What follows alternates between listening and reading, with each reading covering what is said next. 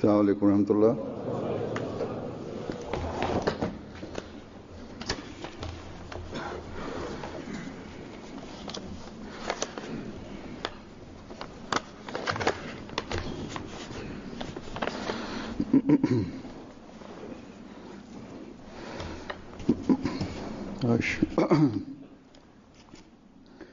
أشهد أن لا إله إلا الله وحده لا شريك له وأشهد أن محمدا عبده ورسوله أما بعد فأعوذ بالله من الشيطان الرجيم بسم الله الرحمن الرحيم الحمد لله رب العالمين الرحمن الرحيم مالك يوم الدين إياك نعبد وإياك نستعين اهدنا الصراط المستقيم صراط الذين أنعمت عليهم غير المغضوب عليهم ولا الضالين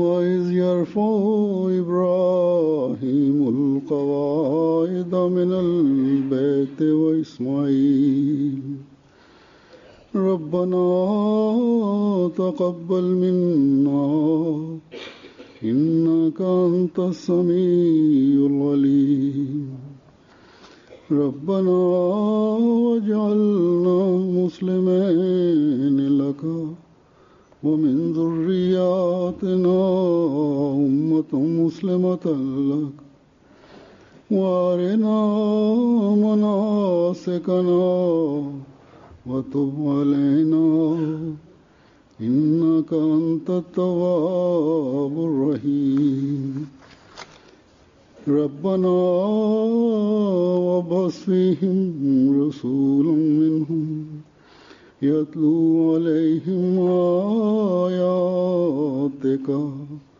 ويعلمهم الكتاب والحكمة ويزكيهم إنك أنت العزيز الحكيم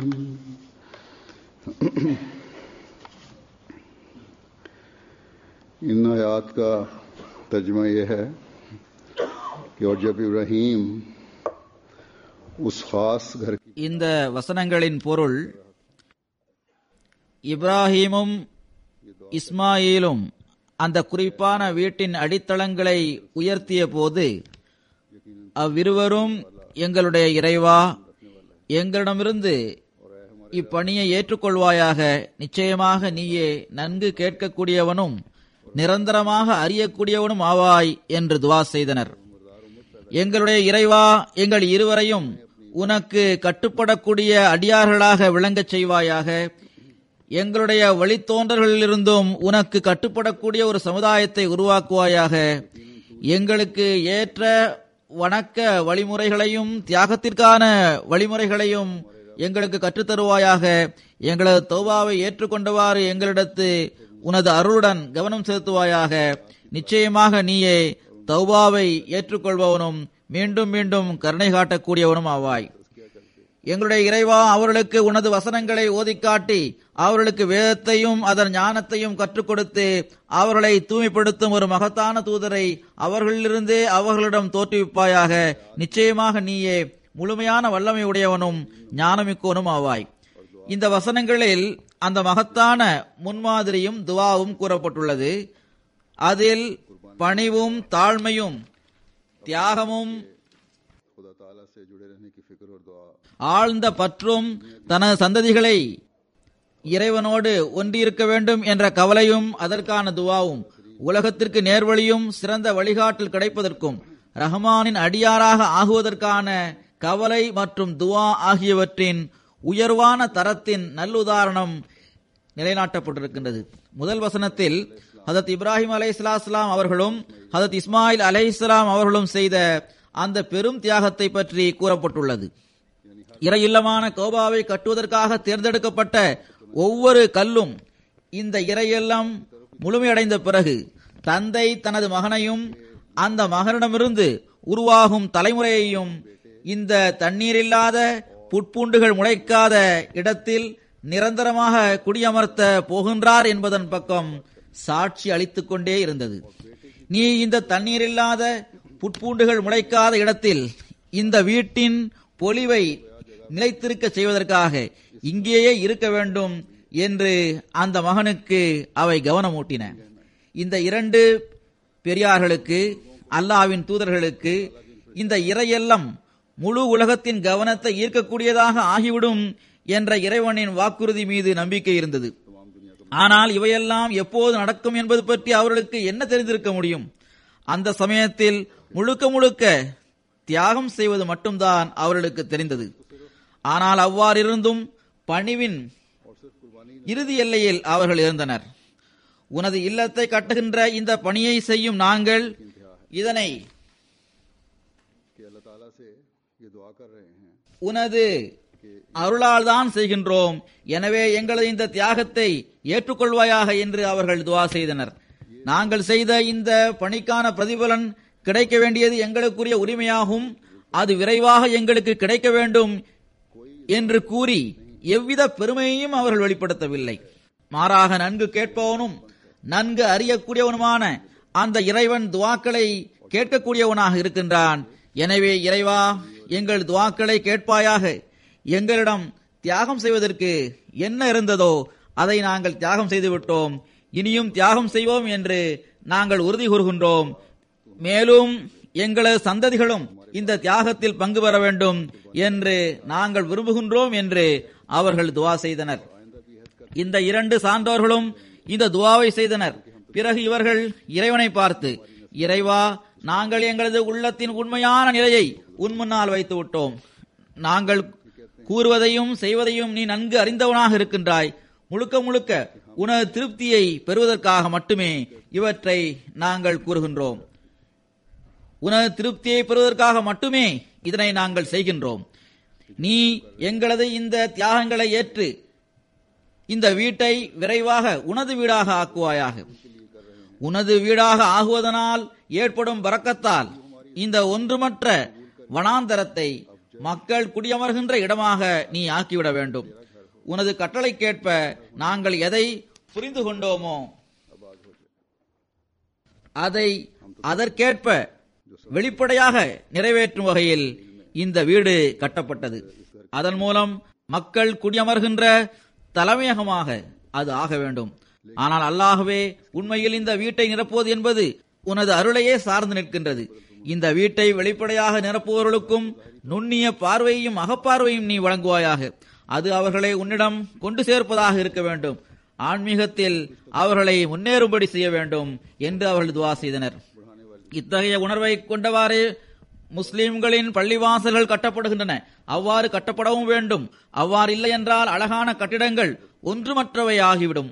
மிகவும் அழகான பள்ளிவாசல்கள் கட்டப்படுகின்றன. ஆனால் அவர்களிடம் இந்த ஆன்மா இருப்பதில்லை. அது கட்டப்படுவதன் நோக்கத்தை அது அடைய முடியாமல் போய்விடுகிறது. ஹஜ்ரத் நபிகள் நாயகம் ஸல்லல்லாஹு அலைஹி வஸல்லம் அவர்கள் மற்ற மதத்தை சார்ந்தவர்கள் தங்களது வணங்குமிடங்களை அலங்கரிப்பது போன்று பள்ளிவாசல்களில் கலைத்திறனை வெளிப்படுத்தும் வேலைப்பாடுகள் இருக்கக்கூடாது என்று கூறியுள்ளார்கள். ஆனால் பல பள்ளிவாசல்களும் இவ்வாறான வேலைப்பாடுகளை கொண்டதாக இருப்பதை நம்மால் பார்க்க முடிகின்றது. அவற்றை அரசர்களும் செல்வந்தர்களும் கட்டினார்கள். அவற்றில் சில பள்ளிவாசல்கள் மீது அரசர்கள் தங்க முலாம் பூசியுள்ளனர். ஆனால் இவை பள்ளிவாசல்களின் அழகல்ல.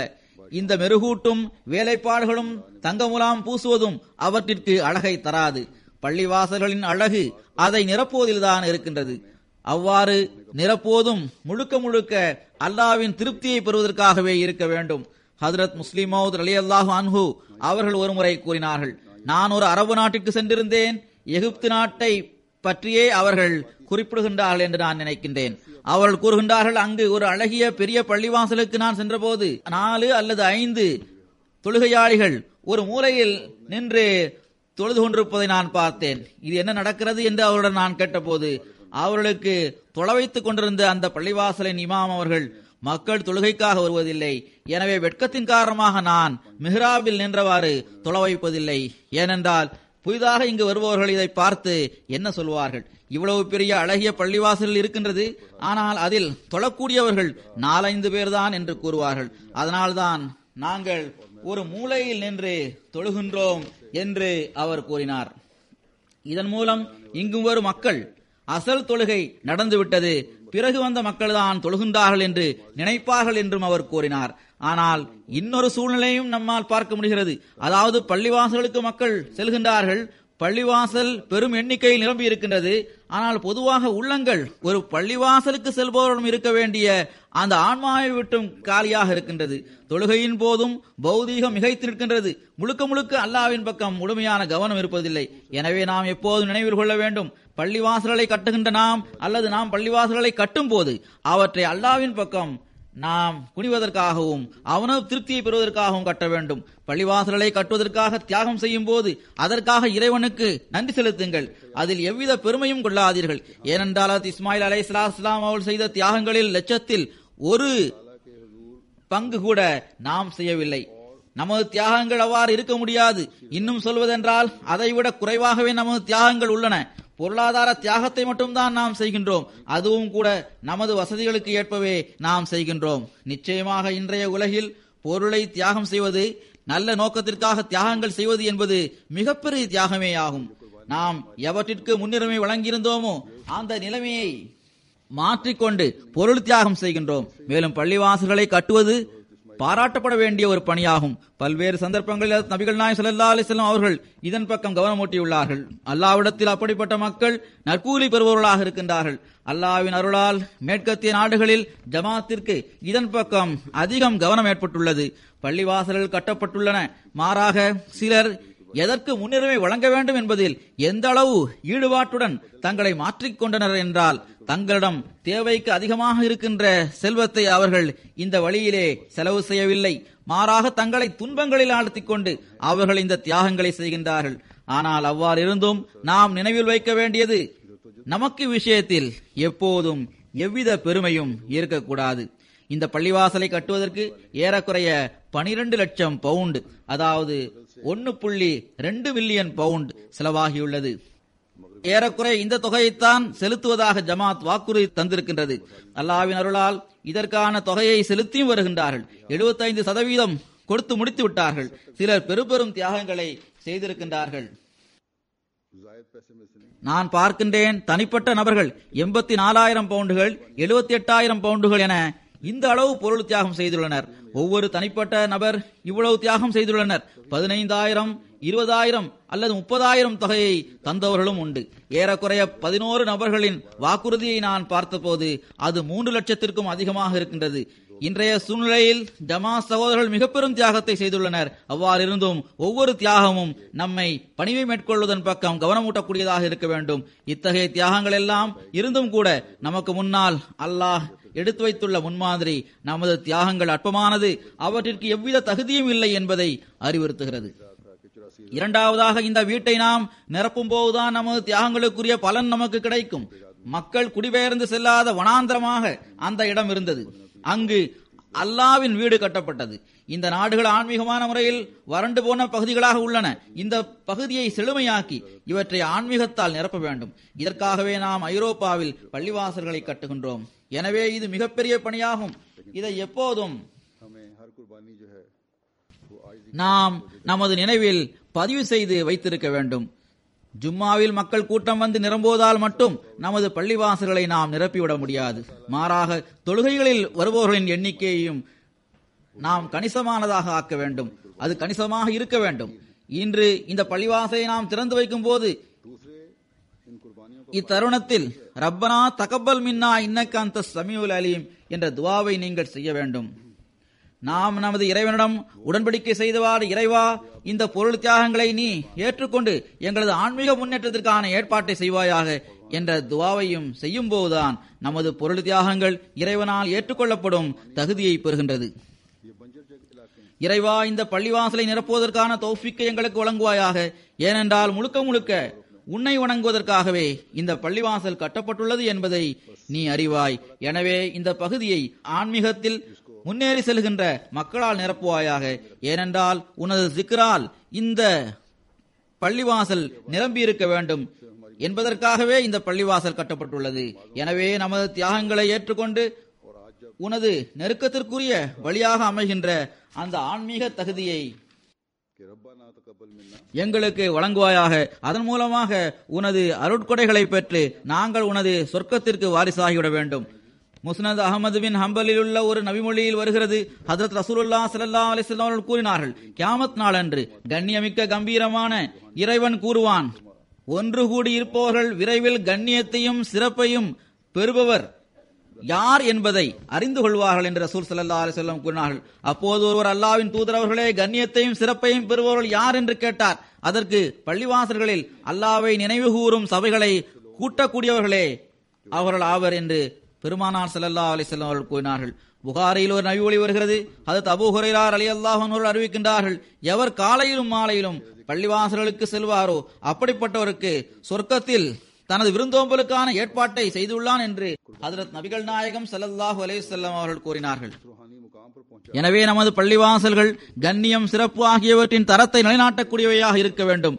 அல்லாஹ்வின் பார்வையில் பள்ளிவாசலும் இதில் வருபவர்களும் அல்லாஹ்வின் விருப்பத்திற்குரிய மக்களாக இருக்கும்படி அல்லாஹ் செய்வானாக.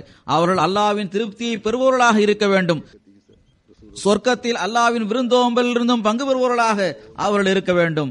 இந்த எண்ணத்துடன் பள்ளிவாசல்களை கட்டும் அந்த மக்கள் எத்தகைய நட்பாக்கியம் பெற்றவர்களாக இருக்கின்றனர். மேலும் இந்த எண்ணத்துடன் தான் அவர்கள் பள்ளிவாசல்களுக்கு வருகின்றார்கள். இந்த உலகில் உள்ள சொர்க்கத்தை மட்டும் அவர்கள் பெறவில்லை, மாறாக மறு உலகிலும் அவர்களுக்கு சொர்க்கம் கிடைக்கின்றது. அல்லது இவ்வாறும் இதனை கூறலாம், நபிமொழியில் குறிப்பிடப்பட்டுள்ள மறு உலகில் கிடைக்கும் சொர்க்கத்தை மட்டும் அவர்கள் தேடவில்லை, மாறாக இவ்வுலகில் கிடைக்கும் சொர்க்கத்தையும் அவர்கள் தேடுகின்றார்கள். நமது பெரும்பாலான பள்ளிவாசல்களில் மேலே உள்ள கலசத்திற்கு கீழே வாசகம் எழுதப்பட்டிருக்கும். இங்கேயும் கலசத்தின் உட்பகுதியில் இந்த வாசகம் எழுதப்பட்டுள்ளது, அலா பிசிக்ரில்லாஹி தத்மைனுல் குலூப். அறிந்து கொள்ளுங்கள், அல்லாஹ்வின் நினைவினாலே உள்ளங்கள் அமைதி அடைகின்றன என்ற வாசகம் எழுதப்பட்டுள்ளது. எவர்களது உள்ளங்கள் அமைதி அடைகின்றனவோ அவர்களுக்கு இதைவிட பெரிய சொர்க்கம் வேறு எதுவாக இருக்க முடியும்? இன்று உலகில் எந்த அளவு அமைதியின்மை உருவாகி இருக்கின்றதோ அது இறைவனை மறந்து விட்டதனாலேயே உருவாகியுள்ளது. இறைவனை நினைவு கூர்ந்து அவனது ஜிக்ரால் தங்கள் நாவுகளை ஈரமாக வைத்திருப்பவர்கள் துன்பங்களை கூட இறைவனுக்காக சகித்துக் கொள்கின்றார்கள். அவர்கள் அவற்றை இறைவனது திருப்தியை பெறுவதற்கான வழியாக ஆக்கிக் கொண்டு தங்களது உள்ளங்களுக்கு நிம்மதி கிடைப்பதற்கான காரணிகளாகவும் அவற்றை ஆக்கிக் கொள்கின்றனர். நூற்றுக்கணக்கான மக்கள் உலகில் தற்கொலை செய்து கொள்கின்றனர். நாள்தோறும் இது நடக்கின்றது. ஏனென்றால் உலக துன்பங்களை அவர்களால் தாங்கிக் கொள்ள முடியவில்லை.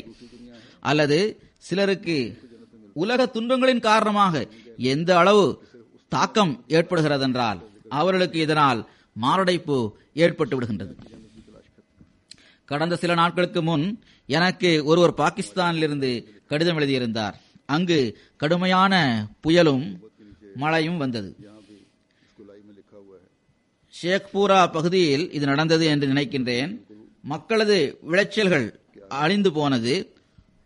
ஒரு விவசாயி பூசணிக்காய் விளைந்து வருகின்ற தனது வயலுக்கு சென்று பார்த்தபோது எல்லாமே அழிந்து போயிருப்பதை அவர் பார்த்தார். அவருக்கு இதனால் எந்த அளவு துக்கம் ஏற்பட்டது என்றால் அந்த காட்சியை பார்த்ததுமே அவருக்கு மாரடைப்பு ஏற்பட்டது. அவர் வஃபாத் ஆகிவிட்டார். உலக இழப்புகளால் அல்லாஹ்வை சார்ந்திருப்பவர்களுக்கு உலக துன்பங்கள் ஏற்படுவதில்லை. மாறாக ஒவ்வொரு துக்கத்தின் போதும் அவர்கள் அல்லாஹ்வுடன் ஒன்றி விடுகின்றனர். ஒரு நம்பிக்கையாளர் எப்போதும் துன்பங்களின் போது அல்லாஹ்வின் மடியில் அமர்ந்தவாறு உள்ளத்தில் நிம்மதியை பெறுகின்றார். திருக்குரானில் ஓரிடத்தில் சூரா ரஹ்மானில் இறைவன் இவ்வாறு கூறுகின்றான், வலிமன் ஹாஃப மகாம ரப்பிஹி ஜன்னதான். எவர் தனது இறைவன் முன்னால் நிற்பதற்கு அஞ்சுகின்றாரோ அவருக்கு 2 சொர்க்கங்கள் உள்ளன.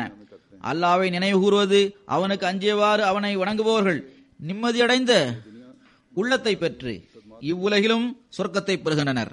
ரஹ்மானின் அடியாராக ஆகுவதன் மூலம் இவ்வுலகில் ஒரு அடியாருக்கு கிடைக்கும் சொர்க்கம் அவரை மறு உலகில் கிடைக்கும் சொர்க்கத்திற்கும் வாரிசாக்கி விடுகின்றது. பிறகு நான் ஓதிய அடுத்த வசனத்தில் ஹதரத் இப்ராஹிம் அலைஹிஸ்ஸலாம் மற்றும் ஹதரத் இஸ்மாயில் அலைஹிஸ்ஸலாம் அவர்கள் இந்த துவாவை கேட்கின்றார்கள். ரப்பனா வஜஅல்னா முஸ்லிமைன் லக்க, எங்கள் இறைவா எங்கள் இருவரையும் நல்லடியார்களாக ஆக்குவாயாக.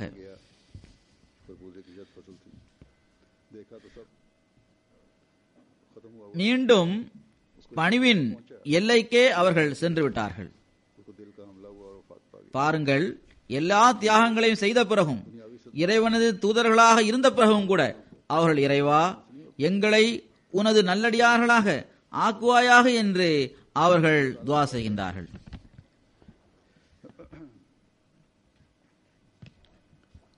ஹஜ்ரத் இப்ராஹிம் அலைஹிஸ்ஸலாம் அவர்கள் தனது மனைவியையும் மகனையும் தண்ணீர் இல்லாத வறண்ட வனாந்தரத்தில் இறைவனது கட்டளையை நிறைவேற்றும் வகையில் விட்டுவிட்டு வந்த பிறகும் கூட இறைவனிடம், இறைவா என்னை உனக்கு கட்டுப்பட்டு நடப்பவனாக ஆக்குவாயாக என்று கேட்கின்றார்கள். அவர்கள் எல்லாவற்றையும் அல்லாஹ்விற்காக வழங்கிவிட்டார்கள். மனைவியையும் பிள்ளையையும் அவனது வழியில் தந்து விட்டார்கள். அதற்கு பிறகும் உனக்கு முழுமையாக கட்டுப்பட்டு நடக்கும் வகையில் உள்ள கீழ்ப்படிதலை மேற்கொள்பவனாக என்னை ஆக்குவாயாக என்று கேட்கின்றார்கள். மகனின் கழுத்தில் கத்தியை வைத்து அறுக்க தயாராகியது கூட முழுக்க முழுக்க அல்லாஹ்வுக்காக அவர்கள் செய்த செயலாக இருந்தது. அவ்வாறிருந்தும் எங்களை உனது ஒவ்வொரு கட்டளையையும் ஏற்றுக்கொள்பவர்களாகவும் அவற்றிற்கு கீழ்ப்படிந்து நடப்பவர்களாகவும் நல்லவர்களாகவும் எங்களை ஆக்குவாயாக என்று அவர்கள் துஆ செய்கின்றார்கள்.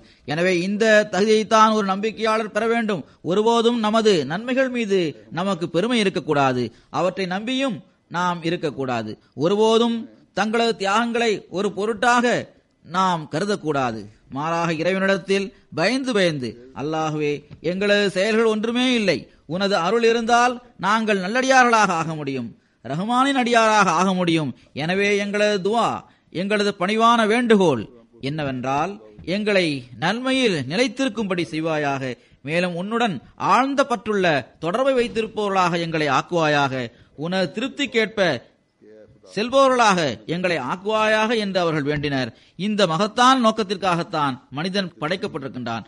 பிறகு எங்களுக்காக மட்டுமின்றி எங்களது சந்ததிகளுக்காகவும் நாங்கள் துஆ செய்கின்றோம் என்று அவர்கள் கூறினார்கள். அந்த துஆ இதுவாகும்: வமின் துர்ரியத்தினா உம்மத்தம் முஸ்லிமத்தன் லக், எங்களது சந்ததிகளிலிருந்தும் உனக்கு கட்டுப்பட்டு நடந்து உனது கட்டளைகளை நிறைவேற்றுகின்ற சமுதாயத்தை உருவாக்குவாயாக என்று அவர்கள் துஆ செய்தனர். அல்லாஹ்வின் வீட்டை கட்டிவிட்டு தங்களது வாழ்நாள் வரை மட்டும் அதை நிரப்புவது பற்றிய கவலை அவர்களுக்கு இருக்கவில்லை. மாறாக இதை நிரப்புவதற்கும் இதிலிருந்து ஆன்மீக அவர்களை பெறுவதற்கும் உனக்கு முழுமையாக கட்டுப்பட்டு நடப்பதற்கும் எமது சந்ததிகளில் இருந்தும் இப்படிப்பட்ட மக்கள் உருவாகிக் கொண்டே இருக்க வேண்டும் என்று அவர்கள் துஆ செய்கின்றார்கள். இதுவும் ஒரு நம்பிக்கையாளரின் துஆவாக இருக்க வேண்டும். இந்த பாடம் நமக்கு கற்றுத்தரப்பட்டுள்ளது. அதாவது பள்ளிவாசலுடன் வயதில் பெரியவர்கள், முதியவர்கள் ஆகியோர்களுக்கு மட்டும் தொடர்பு இருக்கக்கூடாது, அல்லது நேரம் கிடைக்கும் மக்களுக்கு மட்டும் இந்த தொடர்பு இருக்கக்கூடாது. மாறாக தங்களது பணிகளுக்கு மத்தியிலும் இறைவனை வணங்குவதற்காக நேரத்தை ஒதுக்கி அவர்கள் இங்கு வந்து இந்த பள்ளிவாசலை நிரப்ப வேண்டும். நமது சந்ததிகளுக்கும் தொடர்பை ஏற்படுத்த நாம் முயற்சி செய்ய வேண்டும். நமது சந்ததிகளிடம், இளைஞர்களிடம், சிறார்களிடம் இபாதத்திற்கான ஒரு துடிப்பு உருவாக வேண்டும். இதற்காக எங்கு செயலளவிலான முயற்சிகள் தேவைப்படுகிறதோ அங்கு இதற்காக மிக பெரும் வழியாக துஆ இருக்கின்றது. உள்ளங்களின் நிலையை அறிந்த நன்கு கேட்கக்கூடிய அல்லாஹு தாலா நல்லெண்ணத்துடன் செய்யப்படும் துஆக்களை கேட்கின்றான். எனவே துஆ கேளுங்கள். இறை வணக்கத்திலும் அல்லாஹ்வின் கட்டளைகளுக்கு ஏற்ப செயல்படுவதிலும் உள்ள ஆர்வமும் துடிப்பும் ஒரு தலைமுறைக்கு பிறகு அடுத்த தலைமுறையில் உள்ளவர்களிடம் உருவாகிக் கொண்டே செல்ல வேண்டும். இறை வணக்கத்திலும் அல்லாஹ்வின் கட்டளைகளுக்கு ஏற்ப செயல்படுவதிலும் நீங்களே சோம்பேறித்தனம் காட்டினால் பிறகு அடுத்த தலைமுறையிலும் இந்த சோம்பல் இருக்கும். ஒவ்வொரு பள்ளிவாசல் கட்டப்படும் போதும் எங்கு நமது நிலைமைகளின் பக்கம் கவனம் செலுத்துவதும் துவாக்களும் தேவைப்படுகிறதோ அங்கு நமது சந்ததிகளின் தர்பியத்தின் பக்கமும் நாம் கவனம் செலுத்த வேண்டும். ஹஜ்ரத் இப்ராஹிம் அலைஹிஸ்ஸலாம், ஹஜ்ரத் இஸ்மாயில் அலைஹிஸ்ஸலாம் ஆகியோர் செய்த வ அரினா மனாசிகனா வத்துபு அலைனா என்ற இந்த துவா நமது தர்பியத் மற்றும் இபாதத்தின் பக்கம் நமக்கு கவனமூட்டுவதுடன் நமது சந்ததிகளை சிறந்த நிலைமைகளின் பக்கம் கொண்டு செல்வதன் பக்கம் நமக்கு கவனமூட்டுகின்றது. மனாசிகனா என்பதன் பொருள் இறைவணக்கம் மற்றும் இறைவனுக்கு செலுத்த வேண்டிய உரிமைகள் என்பதாகும். இறைவணக்கத்துடன் இறைவனுக்கு செலுத்த வேண்டிய எல்லா விதமான உரிமைகள் தொடர்பாகவும் நமக்கு கவனமூட்டப்பட்டுள்ளது. இந்த இறைவணக்கம் மற்றும் இறைவனுக்கு செலுத்த வேண்டிய உரிமைகளை செலுத்திய பிறகு நான் பெரிய வேலையை செய்துவிட்டேன் என்று எவரும் கருதக்கூடாது. இந்த துவாவில் வத்துபு அலைனா, எங்களது தௌபாவை ஏற்றுக்கொள்வாயாக, எங்கள் பக்கம் கவனம் செலுத்துவாயாக என்று அவர்கள் கூறுகின்றார்கள். எப்படி எங்களது தௌபாவை நீ ஏற்றுக்கொள்ள வேண்டும் என்றால், எங்களிடமிருந்து சிறிய பெரிய தவறுகள் ஏற்பட்டிருந்தாலும் அவற்றை நீ மன்னித்து விட வேண்டும். நிச்சயமாக நீ தௌபாவை ஏற்றுக்கொள்பவனும் கருணை காட்டுபவனும் ஆவாய். தொடர்ச்சியாக நமக்காக இந்த துவாவை நாம் செய்யும் போது பள்ளிவாசலை கட்டியதற்கான நோக்கமும் நிறைவேறிவிடும். அல்லாவின் திருப்தியை பெறுவதற்கான முயற்சியை செய்வதற்கான உரிமையை செலுத்துவதன் பக்கம் நமக்கு கவனம் ஏற்படும். தனது சந்ததிகளையும் இவ்வழியில் செல்ல வைப்பதற்கான முயற்சிகள் ஏற்படும். மேலும் ஹஜ்ரத் இப்ராஹிம் அலைஹிஸ்ஸலாம், ஹஜ்ரத் இஸ்மாயில் அலைஹிஸ்ஸலாம் துவாக்கள் ஏற்றுக்கொள்ளப்பட்டதனால் இவ்வுலகில் அல்லாஹ் நீடிக்க செய்துள்ள அந்த உயர்வான பரக்கத்துகள் மற்றும் கருணைகளின் அருள்களும் நமக்கு கிடைக்கும். அந்த பரக்கத்துகள் உலகை தனது அரவணைப்பில் கொண்டு வந்து எத்தகைய புரட்சியை ஏற்படுத்தியதென்றால் அதனால் மரணித்தவர்கள் உயிர் பெற்றனர். ஆன்மீகத்தின் புதிய புதிய நீரூற்றுகள் வெளிப்பட ஆரம்பித்தன. இபாதத்துகளின் எத்தகைய தரம் நிலைநாட்டப்பட்டதென்றால் அதை இதற்கு முன் யாரும் பார்த்ததும் இல்லை, கேட்டதும் இல்லை. இறை வணக்கங்களின் இறுதி எல்லையை தொட்ட அந்த மகத்தான நபி ஸல்லல்லாஹு அலைஹி வஸல்லம் அவர்கள் தோன்றினார்கள்.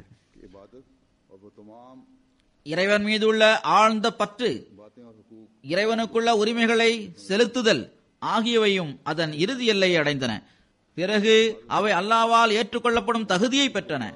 பிறகு இந்த எல்லா விஷயங்களும் எத்தகைய உயர்வான தகுதியை சென்றடைந்தது என்றால் அல்லாஹ் தனக்கு மிகவும் பிரியமான அந்த தூதர் ஹாத்தமுல் அம்பியா ஹஜ்ரத் முஹம்மது முஸ்தபா ஸல்லல்லாஹு அலைஹி வஸல்லம் அவர்கள் மூலமாக இந்த அறிவிப்பை செய்ய வைத்தான். குல் இன்ன ஸலாத்தி வ நுசுகி வ மஹ்யாய வ மமாத்தி லில்லாஹி ரப்பில் ஆலமீன் என்ற அறிவிப்பை செய்ய வைத்தான். அதாவது, நீர் அறிவிப்பு செய்வீராக, நிச்சயமாக எனது தொழுகையும் எனது தியாகமும் எனது வாழ்வும் எனது மரணமும் எல்லா உலகங்களையும் படைத்து வளர்த்து காக்கின்ற அல்லாவிற்காகவே இருக்கின்றது. இங்கு இபாதத்துகள், தியாகங்கள் மற்றும் ஒவ்வொரு செயலில் எத்தகைய உயர்வான தரம் நிலைநாட்டப்பட்டது என்றால் இதற்கு முன்னர் யாரும் அதனை பார்க்கவும் இல்லை, கேட்கவும் இல்லை. நமது எஜமானரும் தலைவருமாகிய ஹஜ்ரத் முஹம்மது முஸ்தபா ஸல்லல்லாஹு அலைஹி வஸல்லம் அவர்களுக்கு கிடைத்த உயர் தகுதியாகும் இது. இதனால்தான் அல்லாஹு தஆலா அல்லாஹ்வின் நேசம் இந்த மகத்தான தூதரை பின்பற்றி நடக்காமல் ஒருவருக்கு கிடைக்க முடியாது என்று அறிவித்தான். இந்த அழகிய முன்மாதிரியின் மூலம் இபாதத்துகள், தியாகங்கள் ஆகியவற்றின் தரம் நிலைநாட்டப்பட்டது. பெருமானார் ஸல்லல்லாஹு அலைஹி வஸல்லம் அவர்களின் தூய்மைப்படுத்தும் ஆற்றலில் இருந்தும் எவர்கள் நேரடியாக அருள்களை பெற்றார்களோ அவர்களுக்கும் பெருமானார் ஸல்லல்லாஹு அலைஹி வஸல்லம் அவர்களது அழகிய முன்மாதிரிக்கேற்ப செயல்பட்டதன் விளைவாக அவரிடமிருந்து அருள்களை பெறுவதற்கான புதிய புதிய வாசல்கள் திறந்து தரப்பட்டது. முழு இரவும் இறைவனை வணங்கி பகல் நேரத்தில் தியாகங்களை செய்பவர்கள் உருவாகினர். ஆன்மீகமான முறையில் மரணித்திருந்தவர்கள் மிக உயர்வான வாழ்க்கையை பெற்றுக் கொண்டனர். இந்த மகத்தான தூதர் கியாமத் வரை எல்லா சமுதாயங்களுக்கும் எல்லா காலத்திற்குமாக வந்தவர்களாவார்கள். இந்த அருள் இன்றும் நீடித்திருக்கின்றது. இந்த அழகிய முன்மாதிரி இன்றும் முன்பு இருந்தது போன்றே ஒளிமயமாகவும் பிரகாசமாகவும் இருக்கின்றது.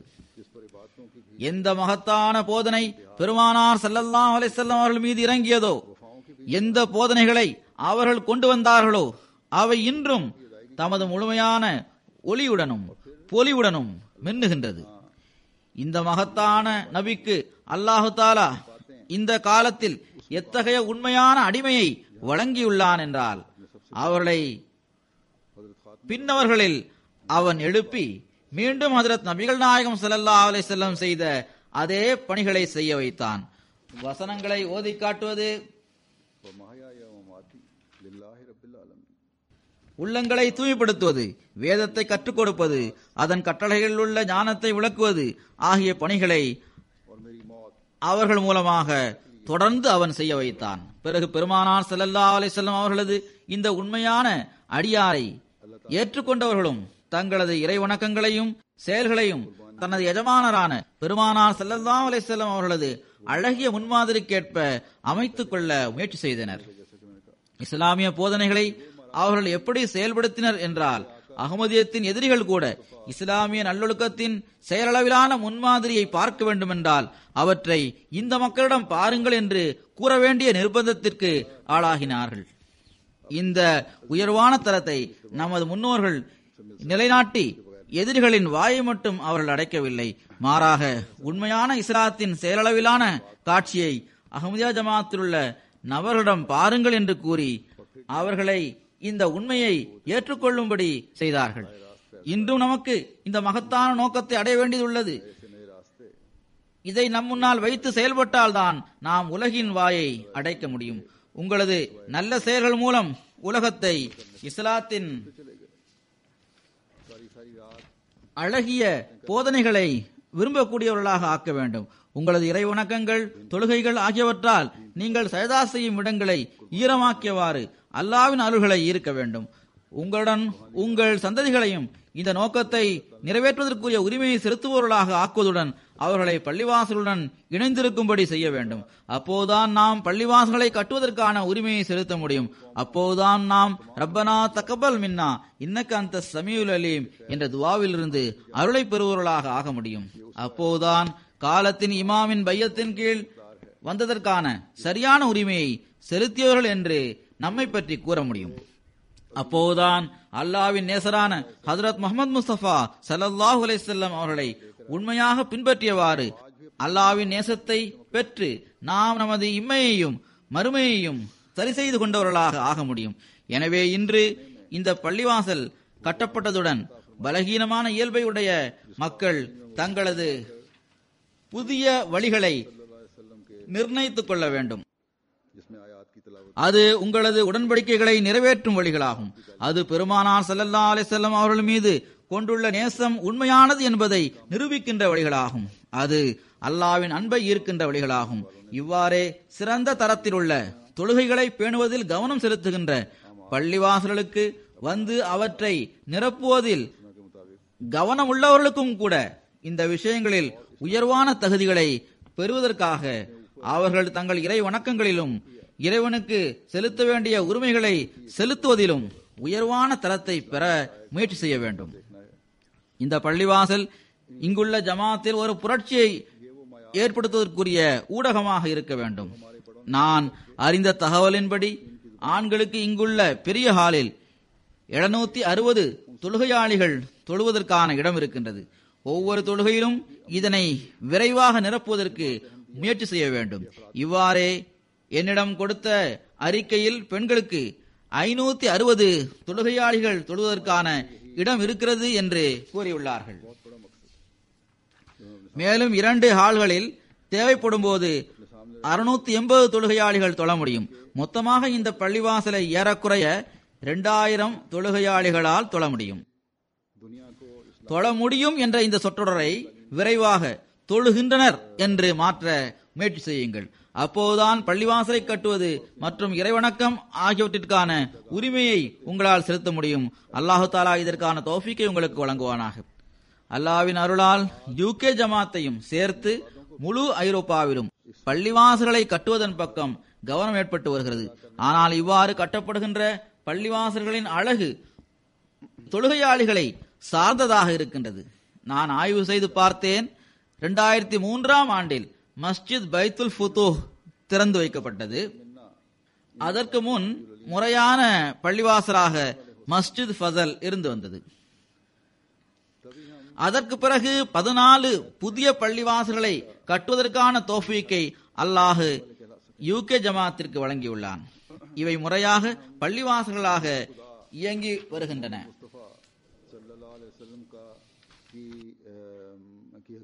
இதற்கு முன் ஐரோப்பாவில் 13 பள்ளிவாசல்கள் இருந்தன. கடந்த 7 அல்லது 8 வருடங்களில் இங்குள்ள மொத்த பள்ளிவாசல்களின் எண்ணிக்கை ஏறக்குறைய 57 ஆகிவிட்டது. ஏறக்குறைய என்று நான் கூற காரணம், இன்னும் ஒரு பள்ளிவாசலின் கட்டுமான பணிகள் நிறைவடைவதற்கு அதன் இறுதி கட்டத்தை அடைந்துவிட்டது. ஆக 57 பள்ளிவாசல்கள் உருவாகிவிட்டது. அதாவது கடந்த 7 அல்லது 8 வருடங்களில் 44 பள்ளிவாசல்கள் ஐரோப்பாவின் பல்வேறு நாடுகளில் அதிகமாக கட்டப்பட்டுள்ளது. இதில் ஜெர்மனியில் தான் அதிகமாக பள்ளிவாசல்கள் கட்டப்பட்டுள்ளது. ஆனால் இவற்றின் அழகு இவற்றை கட்டுவதனால் ஏற்படாது, மாறாக அதில் தொழுபவர்கள் மூலமாக அது ஏற்படும். எனவே இன்று நான் மீண்டும் இந்த ஐரோப்பிய நாடுகளில் உள்ள அகமதிகளுக்கு கூறுகின்றேன், நமது பெருமை பள்ளிவாசல்களை கட்டுவதில் இல்லை. அதனால்தான் பெருமானார் ஸல்லல்லாஹு அலைஹி வஸல்லம் ஒரு முறை கூறினார்கள், ஒரு சமயத்தில் பள்ளிவாசல்கள் கட்டுவது தொடர்பாக பெருமிதம் கொள்ளப்படும் என்று கூறினார்கள். ஆனால் இவ்வாறு பெருமை கொள்வது பெருமானார் ஸல்லல்லாஹு அலைஹி வஸல்லம் அவர்களது உண்மையான அடியாரோடு தொடர்புள்ள ஜமாத்தின் பணி அல்ல. மற்ற முஸ்லிம்கள் இவ்வாறு பெருமையடித்து திரியட்டும். நமது ஒவ்வொரு பள்ளிவாசலையும் நிரப்புவது அந்த பள்ளிவாசல் சிறிதாக ஆகுவதற்கு காரணமாக அமையும் போதுதான் நமது நோக்கம் நிறைவேறும். அல்லாஹு தஆலா நமக்கு இதற்கான தௌஃபீக்கை வழங்குவானாக. நான் இந்த சமயத்தில் பெருமானார் ஸல்லல்லாஹு அலைஹி வஸல்லம் அவர்களது உண்மை பேரன்பரிடமிருந்து நேரடியாக அருள்களை பெற்றுக்கொண்ட சில மக்களிடம் இறைவனை வணங்குவதில் அவர்களுக்கு இருந்த துடிப்பு, அதில் அவர்களுக்கு இருந்த உயர்வான தரத்தை பற்றிய சில சம்பவங்களை நான் கூற விரும்புகின்றேன். அறிவிப்புகளிலிருந்து அவற்றை நான் எடுத்துள்ளேன். தொழுகையில் மூழ்கி அதன் இன்பத்தில் திளைத்திருப்பது தொடர்பாக உள்ள இந்த சம்பவத்தை கேளுங்கள். அப்துல் கஃபார் சாஹிப் டஸ்க்வி அவர்களின் மகனான ஹசரத் ஜான் முகமது சாஹிப் ரலியல்லாஹு அன்ஹு அவர்கள் கூறுகின்றார்கள், ஹஜ்ரத் மஸீஹ் மவ்ஊத் அலைஹிஸ்ஸலாம் அவர்களது காலத்தில் காதியானில் மக்ரிப் தொழுகை மஸ்ஜித் முபாரக்கின் மாடியில் நிறைவேற்றப்பட்டு வந்தது. மஸ்ஜித் முபாரக்கின் மிஹ்ராபின் மேற்கு பகுதியில் உள்ள மிர்தா நிசாமுத்தீனின் வீட்டு முற்றத்தில் அவரோடு 8 அல்லது 9 நபர்களுடன் கூடிய ஒரு சபை கூட்டப்பட்டிருந்தது. அங்கு அவர்கள் ஹுக்கா குடித்துக் கொண்டிருந்தார்கள்.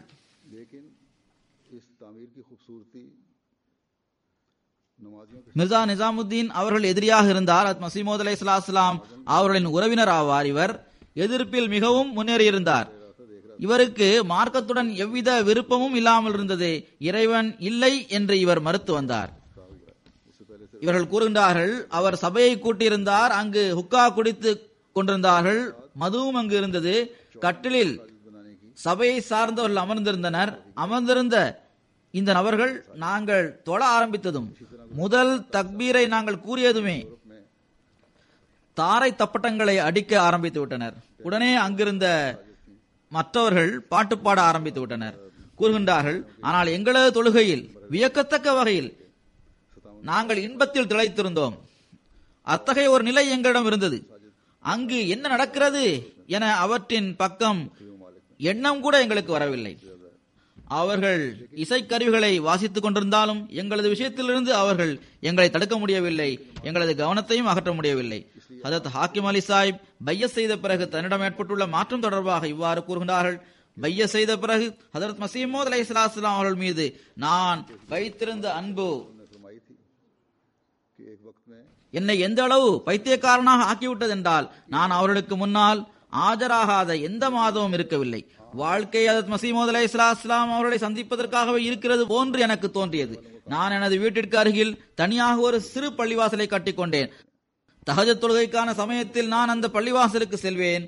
அதற்கு பிறகு இஷா தொழுகையை தொழுத பின்னரே நான் அந்த பள்ளிவாசலிருந்து வருவேன். 20 அல்லது 22 மணி நேரம் நான் அந்த பள்ளிவாசலில் இருந்து வந்தேன். மேலும் நான் நோன்பு வைத்தேன். ஒரு நேரம் உணவருந்தி வந்தேன். ஆனால் எனக்கு எவ்வித பசியும் தாகமும் ஏற்படவில்லை. நான் எவ்வளவு நேரம் தொழுகையிலும் துஆவிலும் திருக்குர்ஆன் ஓதுவதிலும் கழித்து வந்தேன் என்றால் அதனால் எனக்கு மிகுந்த மகிழ்ச்சி ஏற்பட்டது. எனது நிலை எப்படி ஆகிவிட்டது என்றால், ஏதாவது ஒரு விஷயம் தொடர்பாக நான் துஆ செய்தால், அது தொடர்பாக கவனம் செலுத்தினால் அந்த சமயத்திலேயே அது தொடர்பான சரியான செய்தி எனக்கு கிடைத்தது. அதாவது கஸ்பு காட்சியின் மூலமாக இது அவருக்கு தெரிய வந்தது. இதன் காரணமாக எனக்கு இறைவனுடனும் திருக்குர்ஆனுடனும் ஹஜரத் நபியே கரீம் ஸல்லல்லாஹு அலைஹி வஸல்லம் அவர்களுடனும் இருந்த நேசம் அதிகமாகிவிட்டது என்று அவர் கூறுகின்றார்.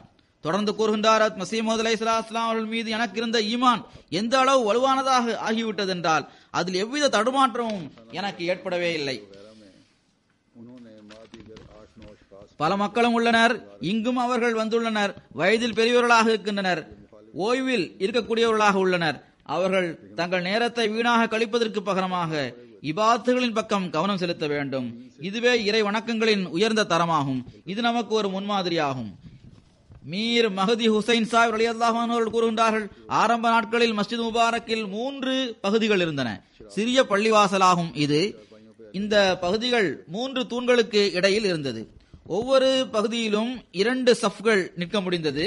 முன்னும் பின்னுமாக நிற்பார்கள். ஒரு சஃபில் 6 நபர்கள் நிற்க முடியும். பள்ளிவாசலுக்கு வெளியே வலது பக்கத்தில் ஒரு சிறிய முற்றம் இருந்தது.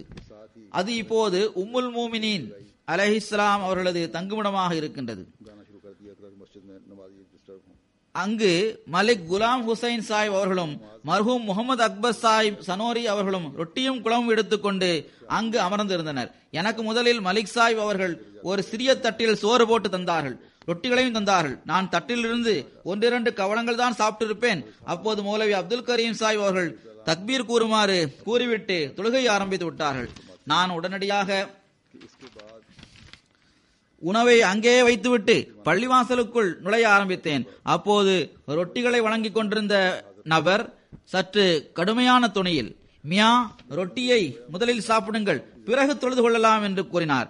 மேலும் அவ்வாறு செய்யவில்லை என்றால் நீ பசியால் இறந்து விடுவாய், இனி நாளை மதியம்தான் உனக்கு ரொட்டி கிடைக்கும் என்றும் பஞ்சாபி மொழியில் கூறினார். நான் அவரிடம், இங்கு நான் ரொட்டிகளை சாப்பிட வரவில்லை,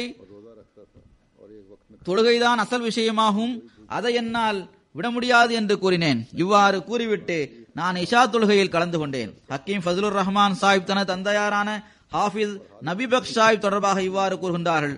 அவர்களுக்குள்ளே மசீமது அலைஹிஸ்ஸலாம் அவர்கள் மீது பேரன்பு இருந்தது. இயல்பாகவே அவர்கள் எந்த அளவு முன்னெச்சரிக்கையாக இருந்து வந்தார்கள் என்றால், யாராவது எப்போதாவது ஹுசூர் அலைஹிஸ்ஸலாம் அவர்களின் காலத்தில் உள்ள நிலைமைகள் பற்றி கூறும்படி கூறினால் எனக்கு எனது நினைவாற்றல் மீது நம்பிக்கை இல்லை. அதன் காரணமாக ஏதாவது ஒரு தவறான விஷயத்தை ஹுசூர் அலைஹிஸ்ஸலாம் அவர்களோடு தொடர்புபடுத்தி நான் கூறிவிடக் கூடாது என்று அவர் பதில் கூறுவார்.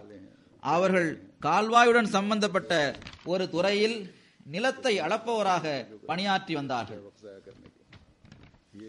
தண்ணீர் சுழற்சி அதிகமாக இருக்கும் நாட்களில் ஏறக்குறைய முழு நாளும் அவர் சுற்றி வர வேண்டியது வரும். இதுவரை என்றால் வெப்பம் கடுமையாக இருக்கும் நாட்களிலும் கூட, அதாவது பஞ்சாபில் கடுமையான வெப்பம் இருக்கின்ற மாதங்களில் கூட அவர் பல பகுதிகளையும் சுற்றி வர வேண்டியது வரும். இதனால் மனிதனுக்கு எந்த அளவு சோர்வு ஏற்படும் என்பது மிகவும் தெளிவான விஷயமாகும்.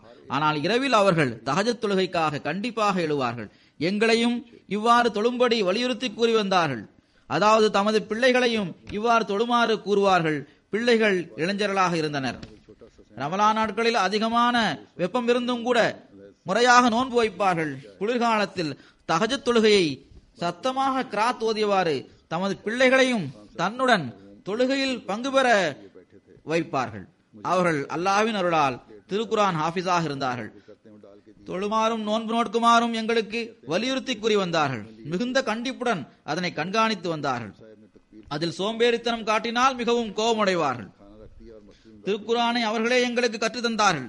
பகலில் தமது பணிகளுக்கு இடையே ஈடுபட்டிருந்த நேரத்தில் அவர்களுக்கு அதற்கான நேரம் கிடைக்காமல் போனால் இரவில் திருக்குரான் கற்பித்து கொடுப்பார்கள். இதுவே பெற்றோர்களுக்கான முன்மாதிரியாகும். நமது பிள்ளைகளுக்கான தர்பியத்தில் இந்த முன்மாதிரியை நாம் நம் கண்முன்னால் நிறுத்தி செயல்பட வேண்டும். இவ்வாறு பெற்றோர்கள் இபாதத் செய்யக்கூடியவர்களாக இருந்தால் அவர்களது பிள்ளைகள் அவர்களை பின்பற்றி நடப்பார்கள். இந்த நாடுகளில் எங்கு மக்கள் மார்க்கத்தை விட்டும் விலகி சென்று கொண்டிருக்கின்றார்களோ அங்கு இதனால் நமது பிள்ளைகளில் சிலருக்கு தீய தாக்கம் ஏற்படுகின்றது. இவ்வகையில் இந்த நாடுகளில் மிக அதிகமாக முயற்சி செய்ய வேண்டிய தேவை இருக்கின்றது. நாம் மார்க்கத்தை நிலைத்திருப்பதுடன் மட்டுமல்லாமல் அதன் தரத்தையும் உயர்த்த வேண்டும். பிறகு இதைவிட அதிகமாக நமது பிள்ளைகளை கண்காணித்து வருவதுடன் அவர்களது சீர்திருத்தத்தின் பக்கம் கவனம் செலுத்த வேண்டும். 40 அல்லது 45 வயதானவர்கள் பாதி இரவு வரை டிவி பார்த்து கொண்டே இருக்கின்றார்கள். இவர்களது மனைவிமார்களும் இருந்து இவர்களில் சிலரை பற்றிய புகாரும் எனக்கு வந்திருக்கின்றது. அல்லது இவர்கள் இன்டர்நெட்டில் அமர்ந்து விடுகின்றார்கள். பிறகு இவர்கள் தமது பிள்ளைகளுக்கு எப்படி தர்பியத் வழங்க போகின்றார்கள்? எனவே குறிப்பாக இந்த நாட்டில் வாழ்கின்ற அகமதிகளுக்கும் பொதுவாக உலகில் உள்ள எல்லா அகமதிகளுக்கும் இது ஒரு சவாலாகும். ஏனென்றால் இன்றைய நாட்களில் ஷைத்தான் தனது செயல்களில் எல்லையை கடந்து விட்டான். அவனை எதிர்த்து நிற்க வேண்டும். இறைவனின் உதவி இல்லாமல் இது நடக்காது. இபாத்துகள் மூலமாகத்தான் இறைவனின் உதவியை பெற முடியும். எனவே இதன் பக்கம் மிக அதிகமாக கவனம் செலுத்துங்கள். ஷேக் நூருத்தீன் சாஹிப் அவர்கள் தாம் பையத் செய்த பிறகுள்ள தமது நிலைமையை பற்றி கூறுகின்றார்கள். சிறிது காலத்திற்கு பிறகு நான் அமிர்தசர வந்துவிட்டேன். அங்கு வியாபாரத்தில் ஈடுபட்டதனால் கவனமின்மை உருவாகியது. மார்க்க நிலைமை நன்றாக இருக்கவில்லை. வெப்பத்தின் நாட்களாக இருந்த சமயத்தில் மதிய வேளையில் நான் தூங்கிவிட்டேன். அப்போது மரணத்திற்கு முன்னுள்ள இறுதி நொடிகளில் நான் இருப்பது போன்று எனக்கு தோன்றியது. இவ்வாறு கனவில் தன்னை இவர் பார்த்துள்ளார். தொடர்ந்து அவர் கூறுகின்றார், நான் மக்கள் பேசுவதை கேட்கின்றேன், ஆனால் அதற்கு என்னால் பதில் கூற முடியவில்லை. நான் எனக்கு ஏற்படுகின்ற அனைத்து காட்சிகளையும் பார்த்து கொண்டே இருக்கின்றேன். கஸ்பு காட்சியை காண்கின்ற நிலையில் இவர் இருந்துள்ளார் என்று தெரிகிறது.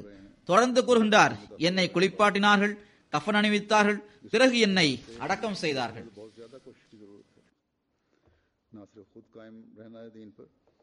மண்ணும் போடப்பட்டு விட்டது. மக்கள் என்னை அடக்கம் செய்துவிட்டு திரும்பிய சமயத்தில் கபர் என்னை இரு தரப்பிலிருந்தும் எப்படி அமுக்கியதென்றால் என்னால் அதை சகித்துக் கொள்ள முடியவில்லை. இந்நிலையில் எனக்கு நேராக மஸீஹ் மவ்ஊத் அலைஹிஸ்ஸலாம் நிற்பதை நான் பார்த்தேன். அவர்கள் என் பக்கம் தமது விரல்களை நீட்டியவாறு, என்ன நீங்கள் நம்முடன் இத்தகைய வாக்குறுதியா செய்திருந்தீர்கள் என்று கேட்டார்கள். ஒருபுறம் எனக்கு நேர்ந்த துன்பத்தையும் மறுபுறம் ஹஜ்ரத் சாஹிபின் சொற்களையும் கேட்டுவிட்டு நான் நன்றாக அழுதேன். மேலும் ஹுசூர், நான் மறந்துவிட்டேன், என்னை மன்னித்து விடுங்கள், நான் தௌபா செய்கின்றேன், இனி இந்த பலகீனத்தை காட்ட மாட்டேன் என்று ஹஜ்ரத் சாஹிபிடம் நான் கூறினேன். ஹஜ்ரத் சாஹிப் திரும்பி சென்று விட்டார்கள். கூறுகின்றார்கள், எனது கண்கள் திறந்தன. அந்த நிலையிலிருந்து மீண்டும் நான் திரும்பி வந்து விட்டேன். நான் எந்த அளவு பயத்திலும் துன்பத்திலும் ஆழ்ந்திருந்தேன் என்றால் அதை என்னால் விளக்கி கூற முடியாது. கண்ணீர் வழிந்து கொண்டிருந்தது. மிக அதிகமாக நான் பயந்தேன். கிப்லாவை நோக்கி நின்றவாறு நான் தொழ ஆரம்பித்தேன். ஒரு காலகட்டம் வரை எனது உடல் மீது இந்த சம்பவத்தின் தாக்கம் இருந்து வந்தது. இதனால் எனக்கு துன்பமும் வலியும் ஏற்பட்டுக் கொண்டிருந்தது. அந்த காலத்தில் இத்தகைய நன்மக்களுக்கு மறதியால் ஏற்பட்ட தவறுகளை கண்டு அல்லாஹ் அவர்கள் மீது கருணை காட்ட விரும்பினான். அதனால் இந்த வழிமுறை மூலமாக அவர்களை எச்சரித்தான். இதுவும் கூட அல்லாஹு தாலாவின் ஒரு அன்பான பரிமாற்றமாகும். அவர்கள் சீர்குலைந்து போகும்படி அல்லாஹ் அவர்களை விட்டுவிட மாட்டான். பிறகு பெண்களுக்கும் ஒரு முன்னுதாரணம் இருக்கின்றது. சில சமயங்களில் பெண்கள் பல்வேறு சாக்கு போக்குகளை கூறியவாறு தொழுகை நேரங்களில் முறையாக தொழுகையை பேணாமல் இருக்கின்றார்கள். சிலரே இவ்வாறு உள்ளனர். பலரையும் நான் பார்த்துள்ளேன். ஆண்களை விட அதிகமாக அவர்களுக்கு தொழுகைகளின் பக்கம் கவனம் இருக்கின்றது. ஹஜ்ரத் மாயி காக்கு சாஹிபா ரலியல்லாஹு அன்ஹா அறிவிக்கின்றார்கள், ஒருமுறை நானும் சில பெண்களும் ஷேக்வானில் இருந்து ஹுசூர் அவர்களை சந்திப்பதற்காக வந்திருந்தோம். மௌலவி கரம்தீன் சாஹிபுடைய தாயார் என்னிடம், எங்களுக்கு மக்ரிப் தொழுகையை தினமும் இஷா தொழுகையுடன் சேர்த்து தொழ வேண்டியது வருகிறது. பணிகளில் ஈடுபட்டிருப்பதால் இவ்வாறு தொழ வேண்டியது உள்ளது. என்ன செய்வது? இது தொடர்பாக ஹஜ்ரத் சாஹிபின் ஃபத்வாவை கேளுங்கள் என்று கூறினார். நான் ஹுசூர் அவர்களிடம், பெண்களுக்கு குழந்தைகளின் காரணமாக மக்ரிப் தொழுகையை நிறைவேற்றுவதில் காலதாமதம் ஏற்படுகிறது, என்ன செய்வது என்று கேட்டேன். அதற்கு ஹஜ்ரத் சாஹிப் அவர்கள், முழுமையாக முயற்சி செய்தால் காலதாமதம் ஆகும் என்பதை என்னால் ஏற்றுக்கொள்ள முடியாது. ஆனால் அவ்வாறான கட்டாய சூழ்நிலை இருந்தால் பெண்கள் இஷா தொழுகையை மக்ரிப் தொழுகையுடன் சேர்த்து ஜம்மு செய்ய வேண்டும். ஏனென்றால் எவ்வாறு சுபுஹ் நேரத்தில் மலக்குகள் இறங்குகின்றார்களோ அவ்வாறே மக்ரிப் சமயத்திலும் அவர்கள் இறங்குகின்றார்கள். எனவே மக்ரிப் மற்றும் இஷா தொழுகையை சேர்த்து தொழ வேண்டியது வந்தால் அவற்றை மக்ரிப் தொழும் சமயத்தில் சேர்த்து தொழுவது சிறந்ததாகும் என்று கூறினார்கள். மாயு காக்கு சாஹிபா தொடர்ந்து தமது அறிவிப்பில் கூறுகின்றார்கள், அன்றைய நாளிலிருந்து இன்று வரை நாங்கள் எங்களது ஏற்பாட்டின் கீழ் இதைத்தான் செய்து வருகின்றோம். அதாவது தொழுகைகளை சேர்த்து நாங்கள் தொழுவதே இல்லை. மாறாக மக்ரிப் தொழுகைக்கு முன்னதாகவே குழந்தைகளுக்கு உணவு தயார் செய்து அவர்களுக்கு சாப்பிட கொடுத்துவிட்டு மக்ரிப் தொழுகைக்காக நாங்கள் நேரத்தை ஒதுக்கி தயாராகி விடுவோம். இதுவே இவர்களின் முன்மாதிரியாகும். தொழுகைகளை சேர்த்து தொழுவதன் பக்கம் கவனம் செல்லவில்லை.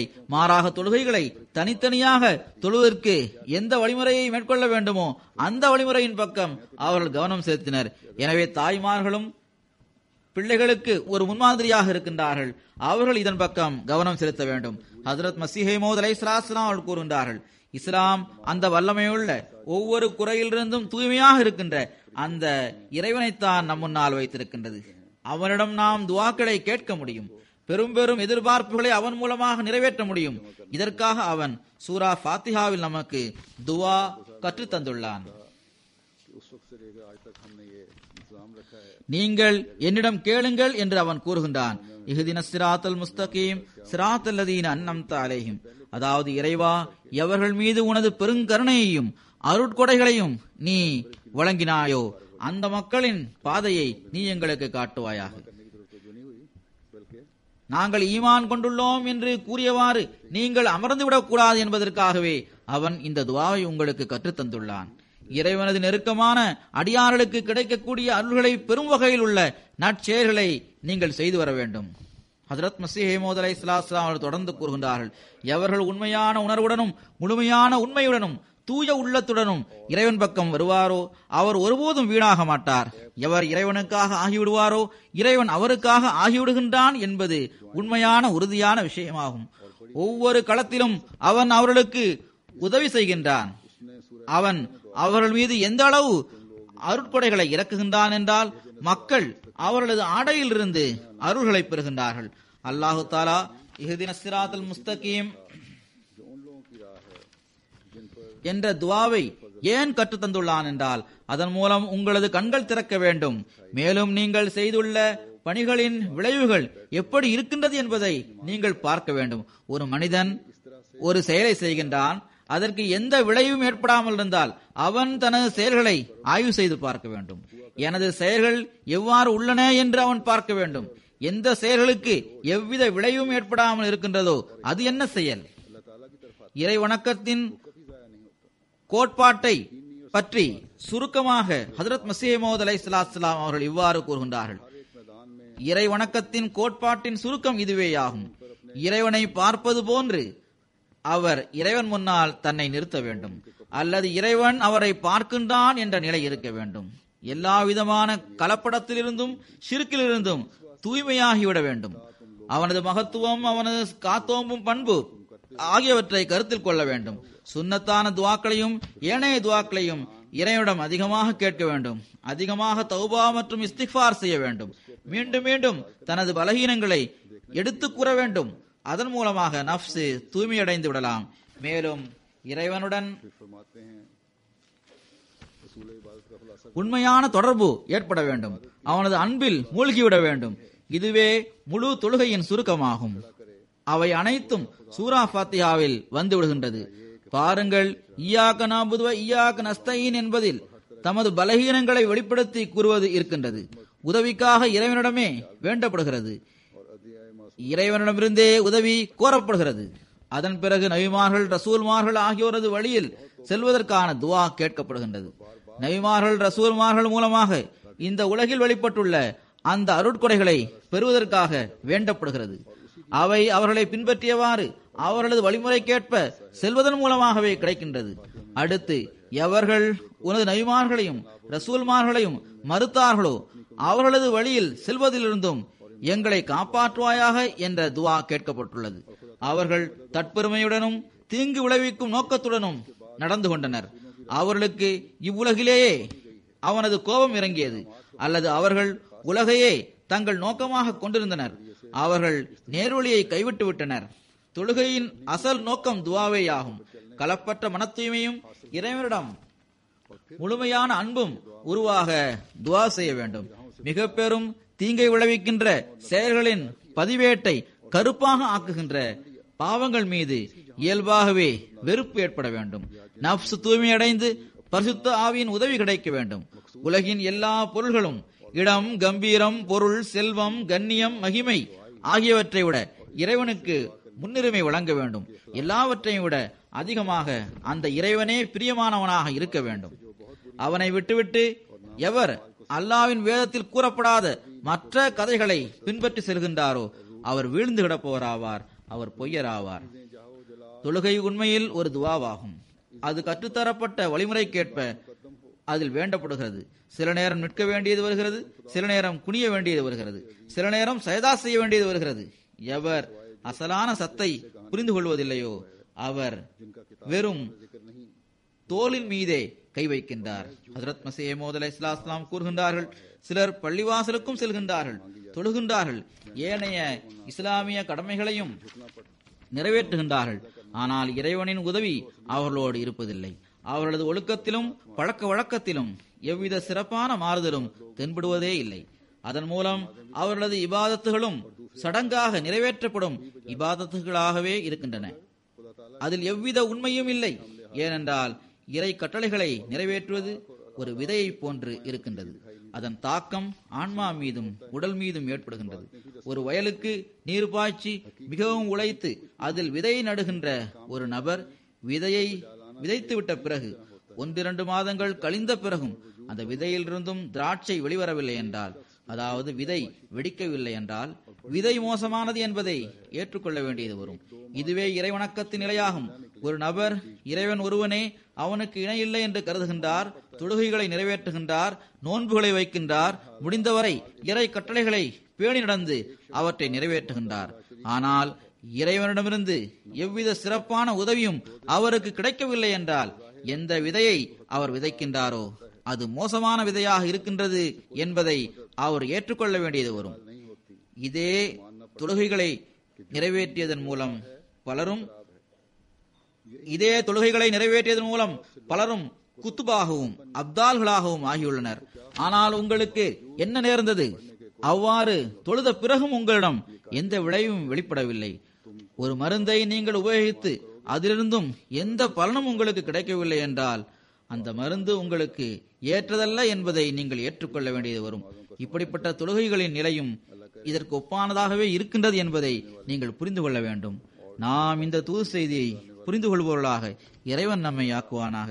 அதற்கேற்ப நமது வாழ்நாளை கழிக்கக்கூடியவர்களாக அவன் நம்மை ஆக்குவானாக. அல்லாஹ் உண்மையான முறையில் நமக்கு இறை வணக்கத்திற்கான தௌஃபீக்கை வழங்குவானாக. மேலும் தனது திருப்தியை பெறுவர்களாக அவன் நம்மை ஆக்குவானாக.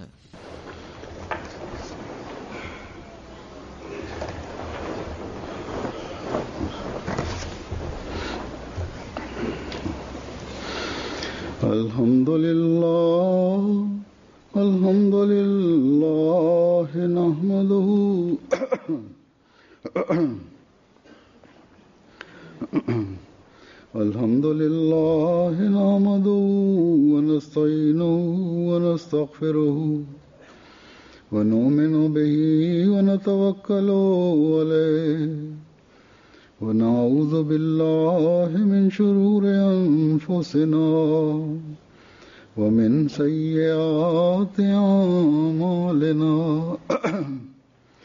من يهده الله فلا مضل له ومن يضلل فلا هادي له ونشهد أن لا إله إلا الله ونشهد أن محمدا عبده ورسوله عباد الله رحمكم الله إن الله يأمر بالعدل والإحسان وإيتاء ذي القربى وينهى عن الفحشاء والمنكر والبغي يعظكم لعلكم تذكرون اذكروا الله يذكركم وادعوه يستجب لكم ولذكر الله أكبر.